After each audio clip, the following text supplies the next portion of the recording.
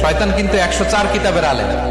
আপনি তো কোরআনের মুফাসসির, আপনারে হারানোর জন্য আরো 103 কিতাব আগেই মুখস্থ করে রাখছে। সে মুসা আলাইহিস সালামকে ডিল করেছে, সে জেসাস ক্রাইস্টকে ডিল করেছে, সে সাইয়েদনা ইব্রাহিম আলাইহিস সালামকে ডিল করেছে, সে কোটি কোটি মানুষকে ডিল করেছে, হাজার হাজার নবীকে সে ডিল করেছে। সে 104 কিতাবের আলেম। আপনি শয়তানের পাদে ফা দিবেন না, এই ফাঁদে পা আপনার দিতেই হবে। এমন ভাবে সে আষ্টে পৃষ্ঠে আপনাকে বেঁধে রেখেছে। আচ্ছা, ছেলে ছেলে যদি বিয়ে করে, মেয়ে মেয়ে যদি বিয়ে করে, যারা এলজিবিটি কে সাপোর্ট করে, সমকামিতাকে সাপোর্ট করে, এদেরকে ধরেন আমরা একটা দেশ দিয়ে দিলাম যে তোমরা এই দেশে থাকো, এই আইল্যান্ডে থাকো, within 50 years they will be completely disappear। 50 বছরের ব্যবধানে ওরা নাই হয়ে যাবে, ঠিক কিনা? কারণ ওদের কোনো প্রজন্ম থাকবে?